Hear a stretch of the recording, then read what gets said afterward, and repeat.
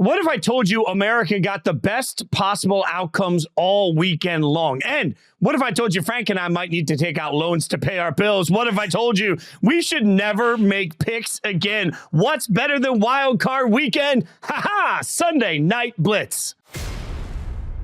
He's Frank Schwab. I'm Jason Fitz, and we are just coming off the heels of finally a good playoff matchup. Before we're going to break them all down and peel behind the curtain. We're going to do the show in pieces because we want to make sure the Monday night game gets a little bit of love too. So fear not, we'll get to all of them. But Frank, can we just start with the fact that as we started the Sunday night game, the first thing I thought was, Jesus, let's just have a game that's actually worth watching. Most of these games, like I found myself putting Christmas decorations away. Like I vacuumed during one game. I cleaned my couch, pulled all the cushions off. Like these games were just bad. They were uncompetitive, but I will say they were interesting. Look, we're going to talk about all this. There are plenty of really, really good talking points out of them.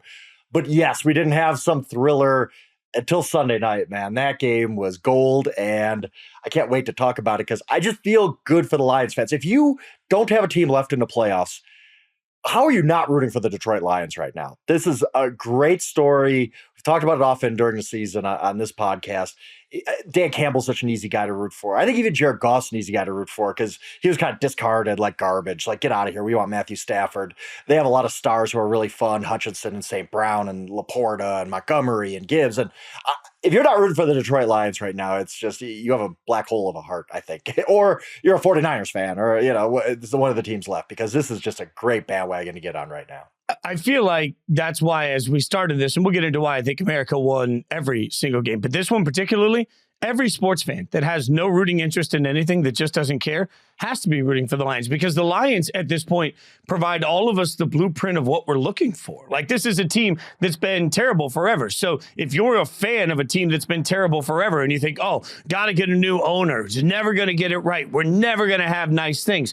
No, you just need to find that one person. And it's even a lesson for everybody that a reclamation project at quarterback can be the answer. Like, as much as everybody wants to stare at the draft, Jared Goff, and they mentioned it in the broadcast, has been open about the fact that the Rams coaching staff really broke him. He was a shell of himself. So in comes Dan Campbell, who represents the identity of the Lions, right? Like, represents the identity of what it means to be in Detroit. Like, all of these things that you feel. And then you get this quarterback that suddenly they rebuild from the ground up while they draft all of these weapons that are dynamic players, and suddenly, boom, before you know it, you've got a team that's been a disaster for generations, looking like not only are they good right now, they're not lucky, they're good, and they're built to be good for a long time. Like, the Lions are the blueprint every fan of every team that sucks right now is looking at, saying, we have hope because look at what the Lions did, maybe we can do it too. Funny enough, the other blueprint is the Houston Texans. Hey, hit a grand slam at coach and quarterback, and you can be really good right away. With the Lions, it didn't really, because I was so caught up in the Cowboys stuff and the Packers and all that, it didn't really sink into me that Lions get to host another game. And until we were obviously watching the game, Mike Tirico's talking about it. I'm like, oh my goodness, the Lions are going to host a playoff game next week against either the Eagles or the Bucs. They could easily beat either one of those teams. The Lions might go from 2 playoff wins in 66 years to 2 playoff wins in 7 or 8 days. It's just unbelievable. It's so fun. It's so great. And like you said, you talk about it, the blueprint that they followed, it was questioned along the way too, of like, oh, you're just dumping Stafford. You're just bottoming out.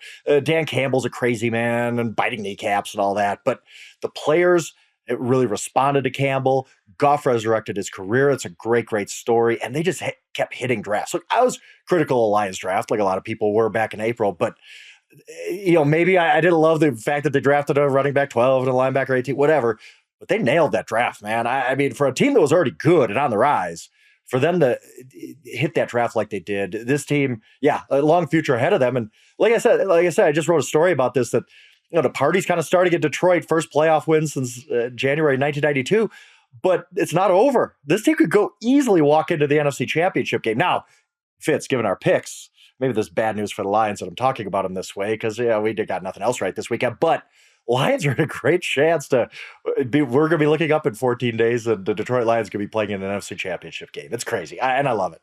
It's also interesting to me the way this game played out, because in the first half, I made the joke for one of my videos for Yahoo that the first half felt like a Madden game where nobody was allowed to punt. Like it was just score, big play, big play, big play, right? So I felt really good about that. But I think that there's some version of this where in the second half, I thought it was important that Dan Campbell said at halftime, look, we just got to stop the big plays. Like we got to stop them from scoring. When the big play happens, stop it and stop them from scoring. And in the second half, you honestly kind of felt that, right? Like I thought second half, look, I mean, both defenses got a little carved up in this game, but we expected that coming in. They both got carved up by good offenses. Jared Goff was incredibly efficient.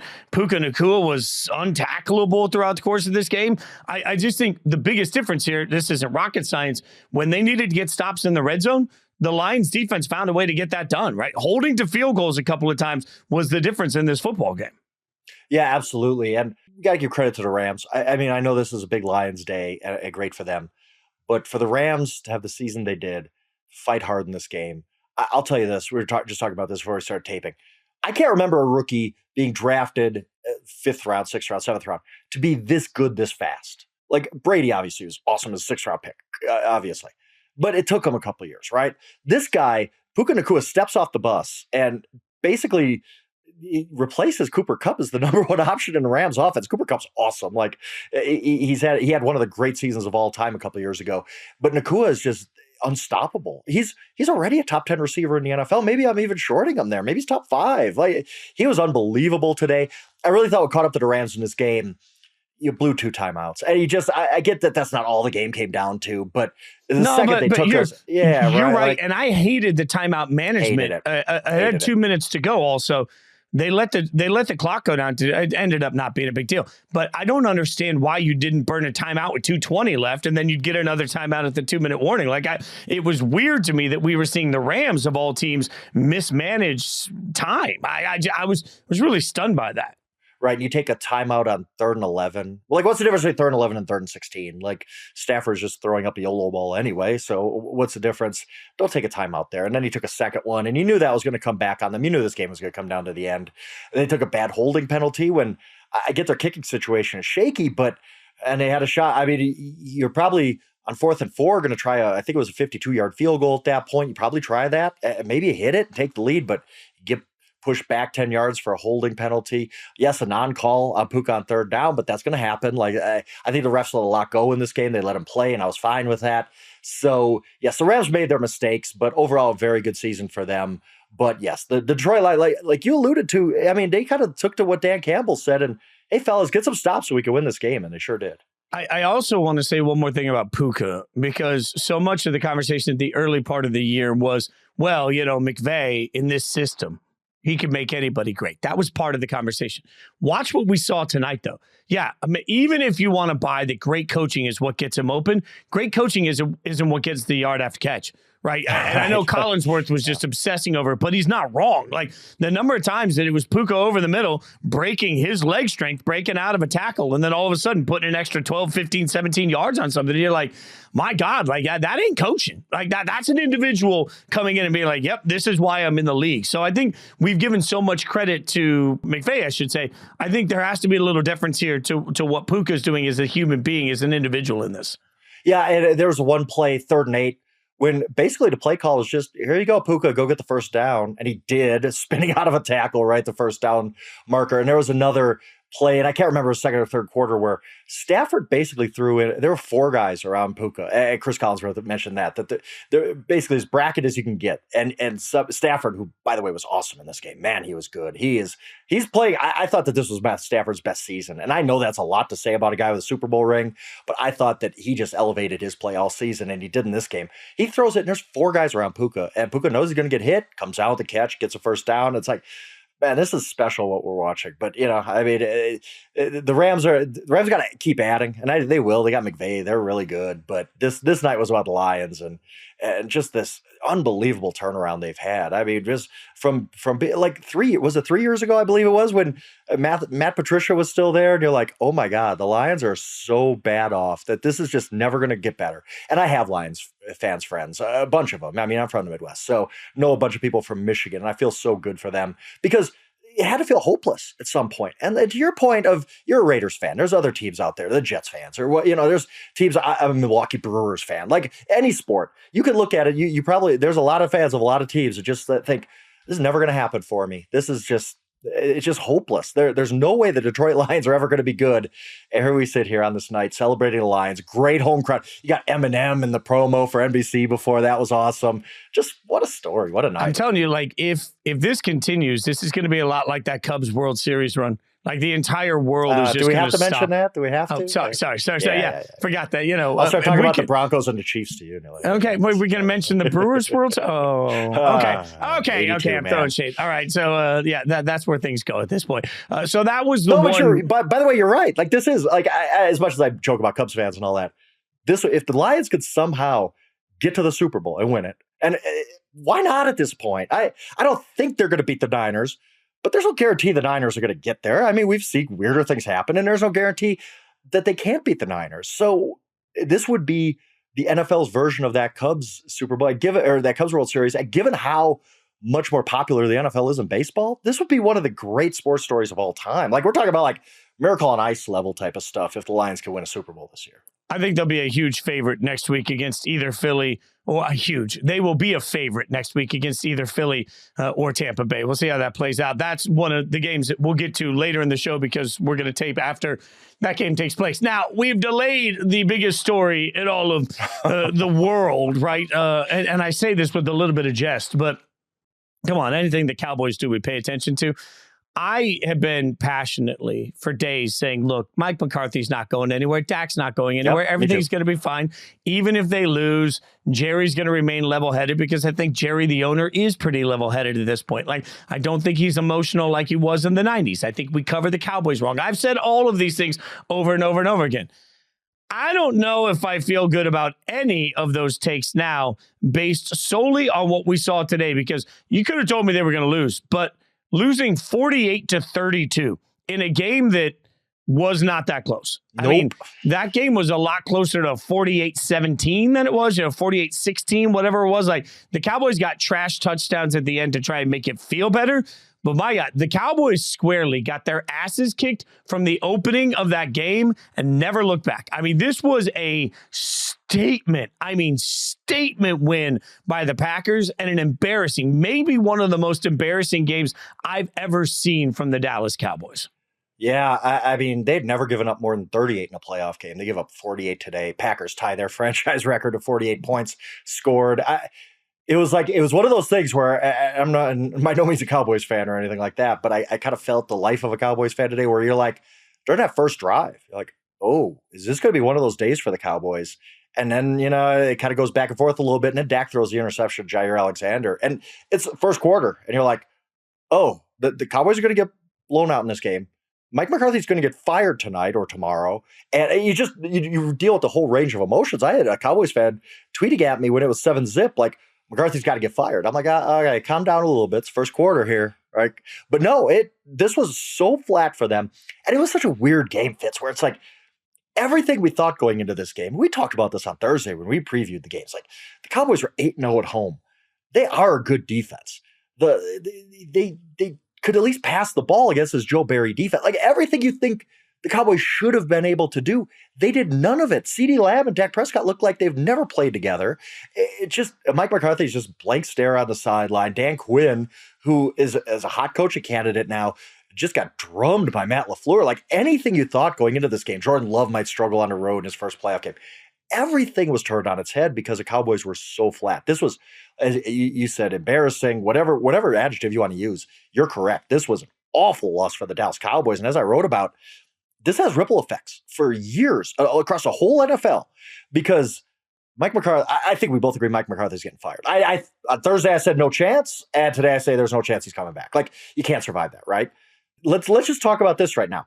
Cowboys are hiring Bill Belichick, right? Like, who says no? Which side says no to that? Like, Jerry's people are got to be making those calls tonight. Like, hey, Bill, you think it's Belichick? You think it's Vrabel? Like, I think either of them. I think either it's Belichick. Yeah, I mean, I get it, it's Vrabel. I get it, but you want to win right now. If I'm Jerry, and I'm dying to just get past the divisional round, for goodness sake, I'm saying, who's the best coach I could hire for the next 2-3 years?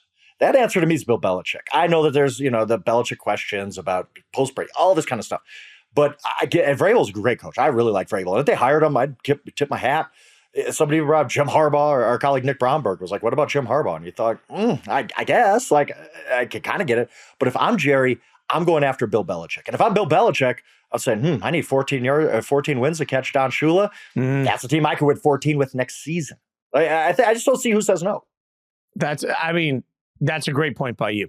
Here's why I think this outcome has massive ripple effects.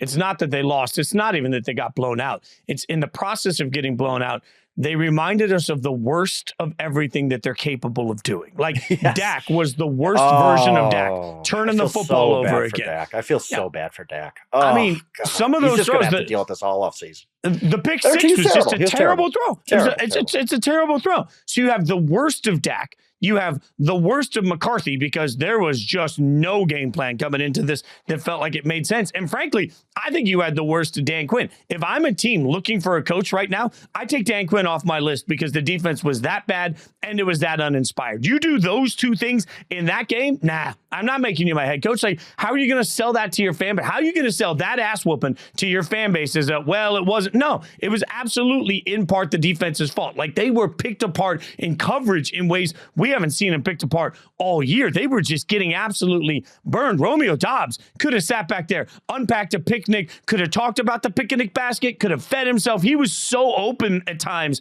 You just look at it, you're like, what the hell are they doing? It was a bad game plan. It was poorly executed. It was an uninspired effort. It was a terrible game by Dak. Like, everything that the worst of the Cowboys all came into one lump sum in this game. And that's why there has to be ripple effects. Right.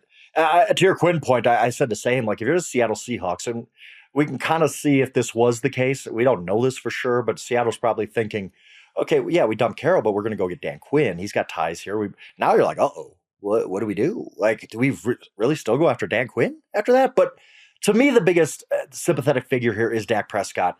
I know nobody feels bad for Dak. He's a quarterback of the Cowboys, blah, blah, blah.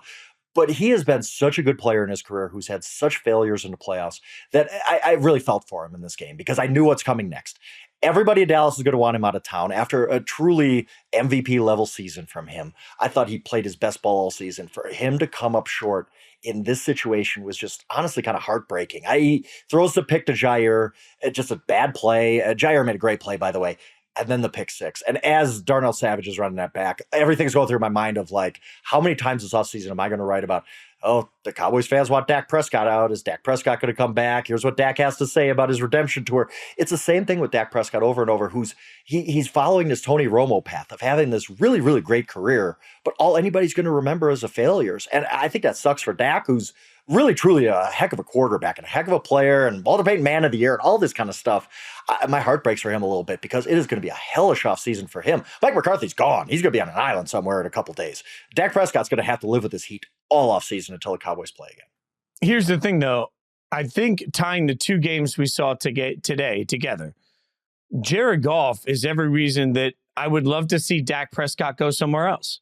Like, sometimes you're just in a situation where whatever you're doing, it's never going to be enough. Nobody's going to ever accept it. Everybody's going to think you suck. Everybody's going to think you're a liability. It's all about the coaches. And then you go somewhere where suddenly you're appreciated. For every player out there, for every fan base out there that wants to just absolutely trash Dak, how many of them would kill to have somebody like Dak as their quarterback, right? Like, you can't tell me that Dak wouldn't have value somewhere else, even if it's high paid value, because it isn't that long ago that people thought that Goff was a liability, to your point, that the Lions were just taking on while they reset.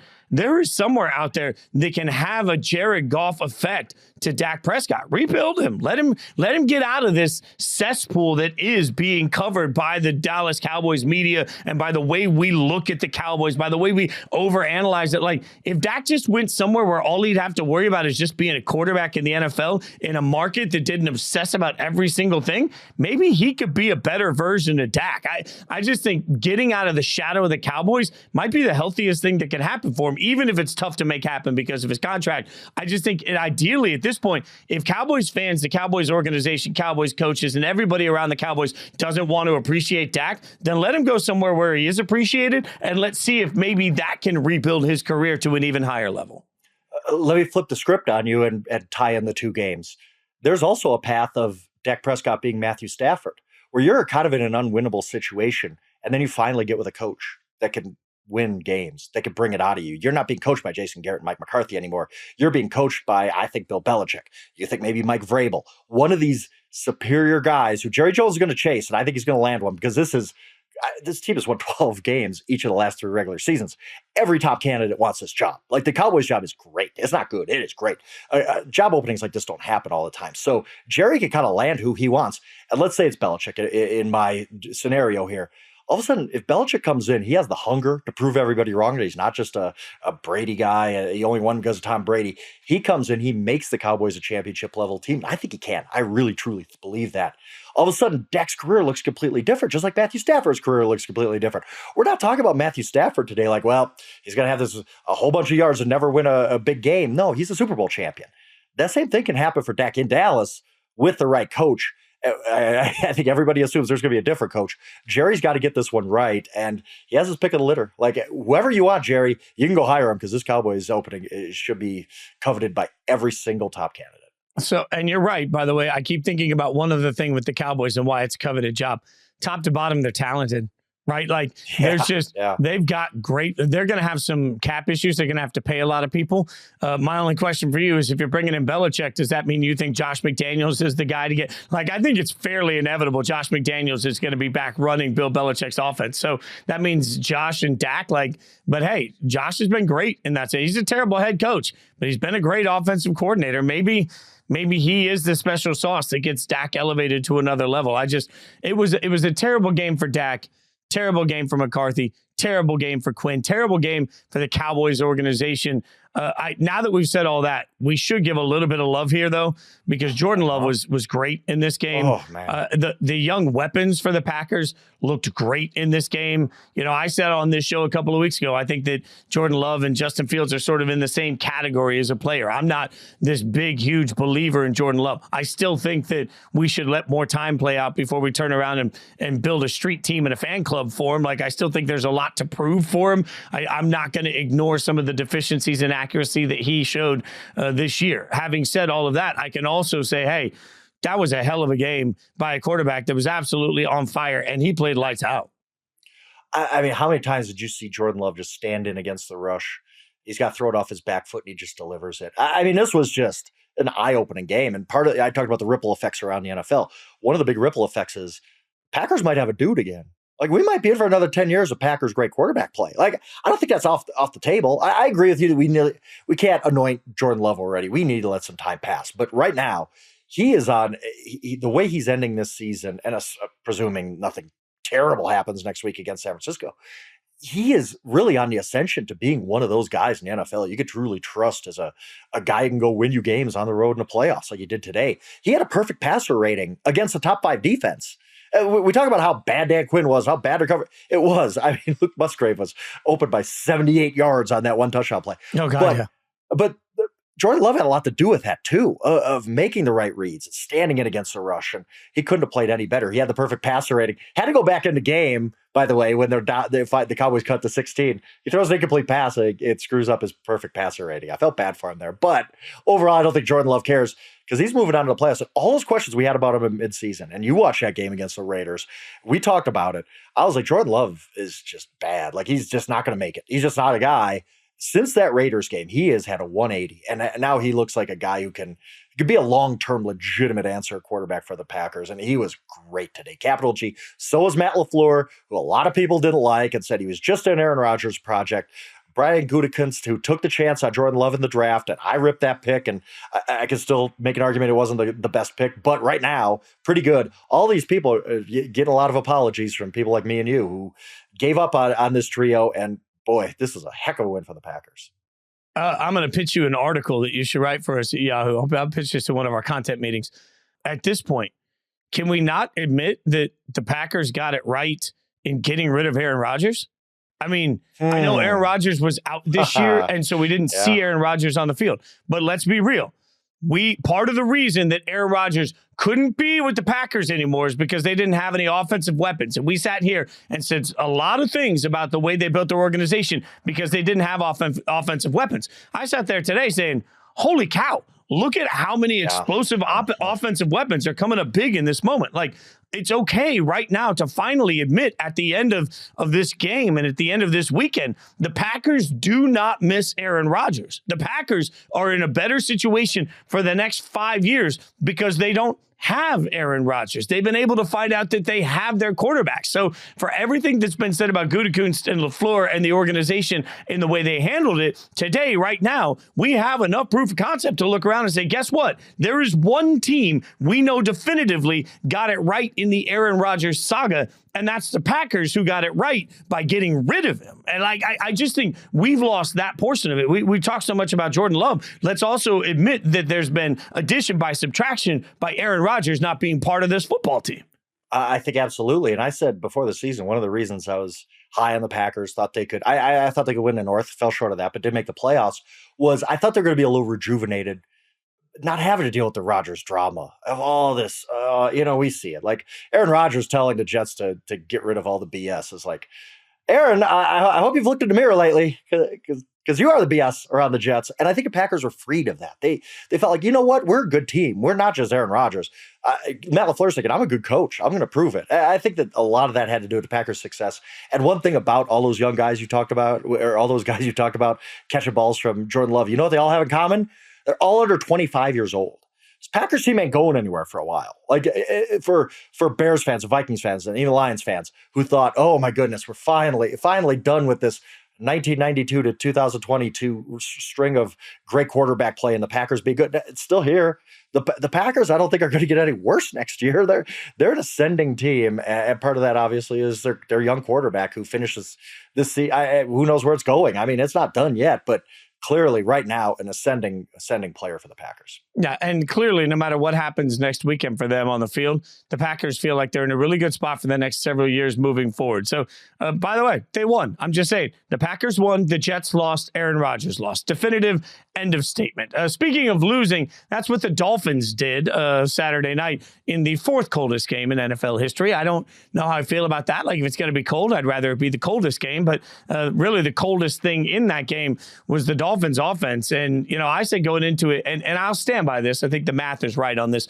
As someone that lives in Connecticut, you live in the Midwest in cold temperatures. Like, we can argue that playing in the 20s and 30s is probably easier for somebody that lives in those temperatures. Playing in the wind chill of negative 30 is going to be equally destructive for everybody involved. So I believed coming in that it was going to be just an ugly football game. And in many ways it was. But you talk about the ascension of young players. Like Rashee Rice continues to just evolve into a delight for the Chiefs. Isaiah Pacheco was absolutely a workhorse. And Mahomes is a work of art. Like, Mahomes found a way to do everything that Tua couldn't do. And as a result, the Chiefs kicked the snot out of the Dolphins. I mean, it wasn't, I don't think that game was ever in question. I don't think that game was ever in jeopardy for Kansas City. And yet again, they get a win at Arrowhead. And I don't think it was about the weather. I think the better team on that night executed because they were just flat out the better team. Yeah, and something you mentioned, and we talked about this. I talked about it last week. I picked the Dolphins because of this reason, a big part of this reason. When it gets that cold, everybody's miserable. Nobody can function. It stinks for both teams. Let's not act like it was some huge disadvantage for the Dolphins. I guess it was. Sure, they live on South Beach. But it's bad for both teams. But the difference here is the Chiefs are the tougher team. The Chiefs, we don't really think of the Chiefs as like a grinded out, like tough-minded. They are for sure. But we think of Mahomes throwing 50 touchdowns and all that. This is a really, really tough team. And they're tough on defense. They're tough in the running game with Pacheco. Mahomes can still make plays. I mean, he's still, to me, the best quarterback on the planet, whether he wins MVP or not this year. I'd still pick Mahomes over everybody else, and I think you would too. Yeah, his third down scramble where they had him, and he broke out of it and just went down the sidelines. I felt like it broke the spirit of the Dolphins. They realized, like, we're not winning this game because we can't. And the Dolphins were, wildly thin on the defensive side of the ball. Yeah. I think it's fair to admit that the Dolphins are paper thin now, but that doesn't take away from the fact that they had Mahomes pinched in. He just Saunders said whatever. He meanders down the sideline for whatever it was, 30 yards. And you just knew in that moment. Now, the Chiefs are mentally, physically tougher right now, to your point. Yeah, they really are a tough team, and the Dolphins just aren't right now. And I think that Tyreek, I think, had a quote after the game saying something along the lines of, we got to be more than just front runners. And that's what we've been calling Dolphins all year. And it came to roost on Saturday night, where it's, they didn't beat a good team. They did Cowboys in the last play of the game at home.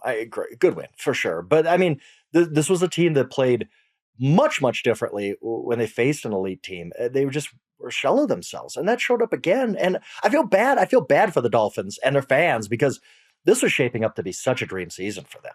Everybody's comparing them to the greatest show on turf and how fun they were, and Tua's awesome. And here's how it ends.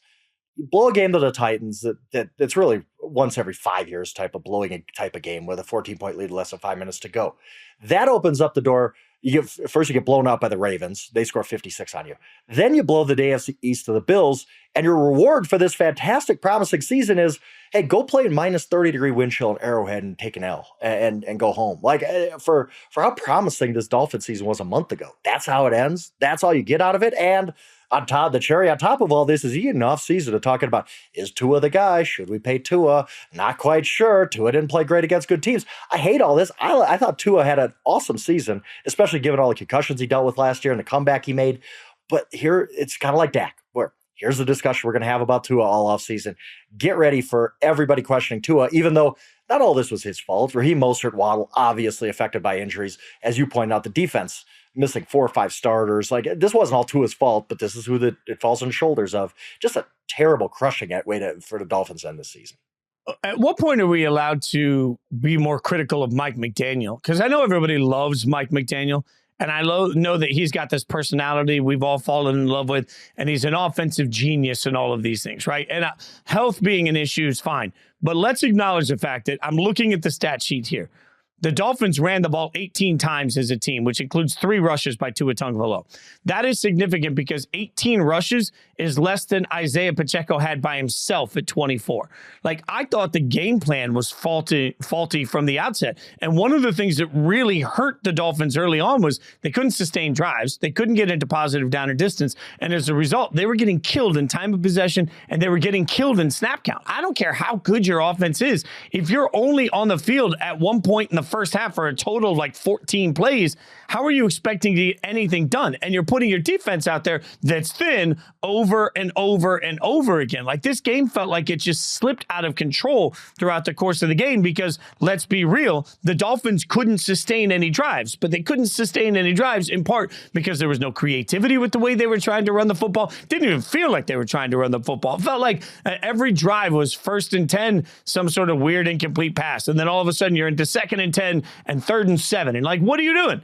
They're just, the Chiefs came in with a calculated approach to establishing the run. The Dolphins did not. And that speaks to me to the fact that Andy Reid came in understanding we will not win this game unless we keep the clock running and we make sure that we wear the other team down. We've got to run the football. They did. The Dolphins didn't have that same understanding. And I even have a couple of friends that are Dolphins fans that before the game hit me up and said, my only concern is McDaniel isn't going to commit to the run. And I'm watching the game and I'm screaming it at the TV. They never committed to the run. You're totally right. Andy Reid adjusted to the conditions much, much better than Mike McDaniel. You can't even argue that. This game, and a lot of the rushing attempts were game script, but the Chiefs really weren't out of this game, or the Dolphins really weren't out of this game until pretty late. Like, this was, they were down 9, whatever, and then it kept just crock-potting on them where it's like, oh, now you're down 20, now you're down 23. Just to the point where you knew at some point they were going to lose this game. They needed to have, there was one play in particular where I was like, I don't think Mike McDaniel really understands the conditions here. It was like a 3rd and 2. Instead of just handing the ball off, because you're going for it. I think you're around the plus 45, plus 40. He does some swing pass. I believe it was to Mostert, maybe Achan. And it was like, Tua's throwing a block of ice right now. Like, just hand the ball off. You're trying to get 2 yards here. You're getting way too tricky. You have to basically strip everything down and say, we can't function as a normal offense. It's minus 7 degrees outside. I don't think they ever really did that. They had nothing going on offense. This was hard to watch on offense for them. But part of that's their injuries, but part of that is this is not being a tough team and being able to play in that way either. I remember that play, and the broadcast team at the time said, it's just not the Dolphins' night. And it's like, no, that's just a bad play call. It's not somebody's night or somebody's not night. That's a bad play call out of a bad formation at a bad time in bad conditions. Like, this is not, hey, we need our best player. We're going to get it outside to Tyreek in the middle of beautiful weather in Miami. It's not at all. And the thing that's going to haunt the Dolphins all offseason is that had they been able to find a way to beat the Bills in the last week of the season, they wouldn't have been in that situation, right? Like, you find a way to beat the Titans. Hold on to a 14-point lead with 4 minutes to go. You're playing in that 70-degree weather in South Beach. And by the way, the Peacock has made it loud and clear that it was the most streamed event in streaming history. U.S. history, I saw, yeah. Yeah, not to anybody's surprise. It's not us. Did they break our record? Were we the most streamed program of all time? I think we were. I think they're I'm just not going to look that the up. numbers. They're fudging the numbers. You know, I think with it, if you read the whole thing in parentheses, it said the most streamed thing in parentheses other than Sunday Night Blitz. Like that. That's the way it is. Of course. That makes sense now. Okay. Just go with this on that, America. Don't verify it. Don't Google it. Just trust it as fact. So for all the blowouts we saw, there was no more surprising blowout to me. And I include the Cowboys in this conversation. There was no more surprising outcome of a game to me than what we saw in the very first game of the entire weekend. Because as much as you and I walked into that pick and we both made it clear, like I didn't put any money on that one. I was uncomfortable betting on that game. I thought it could have gone either way, right? There was no dabbling in that game. I thought it could have gone either way. And it became clear early on it was not going to go either way. And it became clear early on that C.J. Stroud is just different, right? Like taking on the best defense in the NFL on a bunch of metrics, and it didn't matter. Like he was pinpoint accurate, going through reads brilliantly. I mean, it was a clinic against the Browns. And I think it was shocking, not because they won. It's shocking because they kicked the snot out of a really good team and they made it look effortless. Yeah. The one thing I got right in the first 4 games, and I was talking to a buddy who also maybe likes to dabble, as we've coined. And he was like, I love the Browns. And I said, I don't know, man. This Texas team pretty good at home and whatnot. And he's like, it's a rookie quarterback making his playoff debut. And what I told him was, this rookie quarterback's different than anybody else. This is unlike anything we've seen before. I sit here and I don't even think it's an argument anymore. CJ Stroud is the best rookie quarterback in NFL history. Yes, Dan Marino was awesome as a rookie. Justin Herbert was really good. Cam was awesome. CJ Stroud is the best rookie quarterback we've ever seen. He was awesome in this game. He had all the superlatives of like no Texans quarterback had ever thrown 3 touchdowns in a playoff game before, and he threw 3 in the first half. If the Browns were more competitive in this game, CJ Stroud would have had about 400 some yards. Like I guess one of the best defenses of football. I get it. The Browns weren't the same defense late in the year. They weren't the same defense on the road. Still really, really good defense. And CJ Stroud absolutely torched them. And the question I kind of led off my game story with was this: how many quarterbacks would you confidently pick ahead of CJ Stroud right now? If you're making a hierarchy of who's the best quarterback in the NFL, Mahomes, Allen, Lamar, Burrow, and then it's like, would I pick Justin Herbert over Stroud? I wouldn't. Would you pick Jalen Hurts over Stroud? You get to a point where you're like, I've only named like 4 guys, and now CJ Stroud is in a conversation with every single other person you can name. He might be a top 5 quarterback right this second, and we're not even done with his rookie year. I've never seen anything like this guy. He is so poised. And Bobby Slow called it an amazing game. He had, the Browns were seeing ghosts, to use the old Sam Darnold line. They every misdirection they were following, and the guy, Dalton Schultz is wide open downfield, but Stroud executed it perfectly. He is unflappable. I'm so impressed with this guy. I know I've been kind of writing love letters to him all season, but man, he just keeps impressing. This Texas team, who's to say they can't go in and win another game next week? I mean, they're really good. They're confident. Their defense is flying around, playing a lot better. D'Amico Ryans is as good as CJ Stroud has been. D'Amico Ryans has been just as good as a rookie head coach.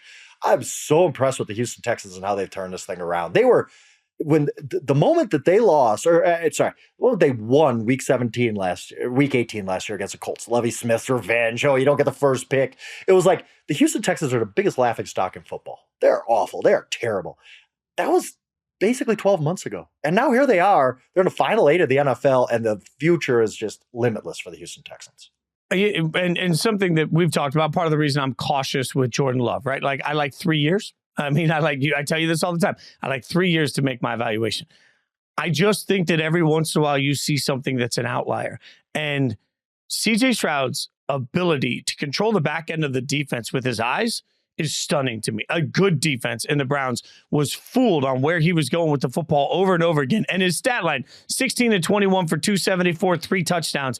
To your point almost all of that was done in the first half because they didn't need him in the second half. And then he was sitting when the fourth quarter started. This game was so out of control that C.J. Stroud got to take a quarter off. Like the Texans right now aren't just a good team. The Texans, right, if the way they played Saturday, they're capable of winning the Super Bowl. Like, and that's real. And it feels weird to say it, because we haven't seen CJ in these moments and we haven't seen these receivers in these moments. But my God, they just every single part of this team was ready. And the way they jumped routes throughout the course of Flacco, like they knew what was coming. That was such great coaching and great effort. They knew what was coming before the ball was out of Flacco's hand over and over and over again, which you saw from them undercutting every route. They were jumping what they knew, what they'd seen on film. I look at that. I'm like, man, this is discipline. They're talented. They got speed. They're good in every single position that you need them to be good in. Their offensive line has guys that can absolutely shut down anybody. Like, I don't know. I walked away from that saying, I cannot believe, as much as we've been pro Texans on this show, I still feel like I've undersold them. Like, you can't tell me the way they played on that game that any given Sunday they couldn't beat the Ravens. As great as the Ravens are, they can hang with anybody. Yeah, I don't think, if you're a Ravens fan, and that's probably the matchup if the Bills win, if you're a Ravens fan, you don't feel like we're just going to blow out this team. Like, this is rookie quarterback, whatever. I think the Ravens win, but I don't think it's going to be easy. And when you're talking about, just see somebody so advanced as Stroud, the one thing that came to my mind, and people could go back and look this up, it was a while ago, it was early-ish in the season. They played in Atlanta. And after the game, CJ starts telling the story about, he threw a go-ahead touchdown in the final 2 minutes. And it was either Dalton Schultz or him telling the story about how Schultz ran a certain route. I think it was the first half. And CJ, before that last drive, said, hey, we're going to go back to that route, but run it this way because this is the way they played it. And it opened up exactly like that. And that was the moment where I said, this dude's different. Because that's something you hear from like a 10-year vet. That's something Matthew Stafford would say after the game, right? Like, yeah, I noticed that this safety moved with this, and I told this receiver to cut his route this way. There's a kid in like his seventh game saying this. And that's when I was sold on Stroud. And like you said, I think the biggest thing is the belief. They believe in what D'Amico Ryans is selling. They believe in their quarterback. They don't have this air of them like, we're not supposed to be here. They went to Indianapolis in week 18, what amounted to a playoff game. They weren't fazed by that at all. CJ Stroud wasn't fazed by his first actual playoff game. Like, this is a really, really good team. The one thing I will say, it's kind of me being sympathetic to quarterback day, I guess, but I did feel bad for the Joe Flacco story ending like this, like back-to-back pick sixes. This has been such a cool story. Obviously, he is appreciated. Like, you could tell that Joe Flacco appreciated every part of this comeback story. And for the wheels to just come off like it did was just kind of, it sucked. It sucked for Browns fans who, I get it. You wanted to root for this team, probably without Deshaun Watson. And you got this really lovable story with Joe Flacco. And just to have it end like that was just a bummer for Browns fans. Yeah, you are 1,000% right that it was a bummer for Browns fans for it to end that way. I don't take anything away from that. And I think Flacco can still hold his head high. The Browns are going to have to figure out what to do as the year goes on. But one of the big stats, because that Browns defense was absolutely so vaunted coming into it. We all know how much respect that Browns defense gets, right? The one stat that blew my mind, I'm pulling up here to make sure I have it right. In the game, they had one quarterback hit. That's it. Whoa, really? Wow. For the whole I did not game, realize that. I knew that Stroud wasn't touched too often. Quarterback hit. Like, when you think about that, they had one quarterback hit and they had a total of 5 tackles for loss. Compared that to the Texans, who had 11 tackles for loss and 7 quarterback hits in this game. Like, there was a moment where the Texans were pushing the line of scrimmage and you could see them creating this beautiful pocket. And then you've got a quarterback that's mobile enough to climb that pocket and get whatever he wants done. Man, when you play with that level of efficiency and you're still pushing the ball down the field, it was a clinic. Like, it was a clinic. And it's the reason why I think we all know it, that, their offense coordinator is going to be a hot head coaching candidate. We know that. But also it speaks to what you mentioned. D'Amico has they're playing at a different level. And, as we sort of wrap up the weekend games, I think it's important to end where we started, because you made this point about the Texans as well. For as bad as I'd say 10 or 12 franchises feel right now about where they are, all you have to do is look at the Texans and the Lions and say, man, as frustrating as it gets, it takes one hire. It takes one person coming in and it changes the way your entire franchise does business. Like, ownership didn't change for the Texans. Ownership didn't change for the Lions. Structure didn't change for the Texans. Structure didn't change for the Lions. What happened is they finally got it right. And when you get that one thing right, the trickle-down effect of that, the spider web it creates, that's the most inspiring thing to see this weekend, is that, like, we're not just talking about the Texans and the Lions, Frank. We're talking about the Texans and the Lions as Super Bowl caliber teams right now after this weekend because of what's happened. And that's a conversation that a year ago would have been impossible for the Texans. 2 years ago would have been impossible for the Lions. And I think gives everybody hope. Yeah. And a funny thing about the Texans, and I remember writing this in a preview and I've brought it up since, the Texans had no business hiring DeMeco Ryans. He was the hot name in the offseason cycle. If the New York Giants had drafted DeMeco Ryans before the Houston Texans did, I think 2014, whatever year it was, the Texans don't even get a look from DeMeco Ryans, because why would anybody have gone there? They were dealing with, like, still the fallout of Jack Easterby, and you just traded your franchise quarterback, and you don't even have the first pick of the draft. Remember, that was a thing. But DeMeco Ryans is such a legend in Houston. He had such good feelings about Houston from his days as a linebacker with the Texans there. He wanted to go back. I'm going to be the guy to rebuild this franchise. And I remember thinking, like, the Texans have no business hiring somebody this good. They are really, really lucky to be getting DeMeco Ryans. And who knew how lucky they were? Because this guy, if he doesn't win Coach of the Year, obviously he's at his Coach of the Year level season. He's just a grand slam for them. And just a stroke of luck that back 14, 15 years ago, whatever it was, when they drafted DeMeco Ryans, I think it's 2006 now that I think about it, that if they had drafted another guy or some other team had drafted DeMeco Ryans, we're probably sitting here in 2024 not talking about the Houston Texans, because they would have been like 2-15 and not in the playoffs. Like, just crazy the sliding doors there. You could make the argument that top to bottom, just looking at the roster, we watched the most talented team of the weekend get absolutely blown out. And we watched a couple of the teams that were perceived to be lesser in talent come in and win over the weekend. Just, that's what's made this NFL season so beautiful. Like, I mean, as we sit here right now, and this will, obviously the Monday games are yet to come. I've given up trying to figure out what we're going to see in the Monday games, because everything we saw this weekend shows it sort of mirrors what this season was, and wildly unpredictable. Whatever we picked, go against it. Just do the opposite, because both of us. I swear to God, if the Steelers beat the Bills, I quit. I don't actually quit. I need this job. I like my life. But if the Steelers beat the Bills, then, like, I don't even know. What I do know is that there are 2 games left to go, and that means we'll be back tomorrow. That's right. Does it make it Monday Night Blitz? Monday Night Blitz. Wow. Monday Night Blitz has a sensual name. Like, Monday Night Blitz feels like, ooh, whew. I don't know. I got all the feels. I don't know. I think my no places just said yes to that. Charles McDonald will be back Tuesday with the exempt list. You can leave us a voicemail, but not about your no places. Speakpipe.com/0blitz. Now that I've made America wildly uncomfortable. Follow Frank at Yahoo Schwab. Follow Stone at SJ Rochelle. Follow me at Jason Fitz. That's how you get to all of us. Leave us that 5-star review. Rate, subscribe. Tell your friends, your family, and enemies. Tell everybody to hang out with us. We'll be back. More Monday Night Blitz. More Sunday Night Blitz coming on. I don't know how to say it, y'all. Just come back and hang out with us tomorrow.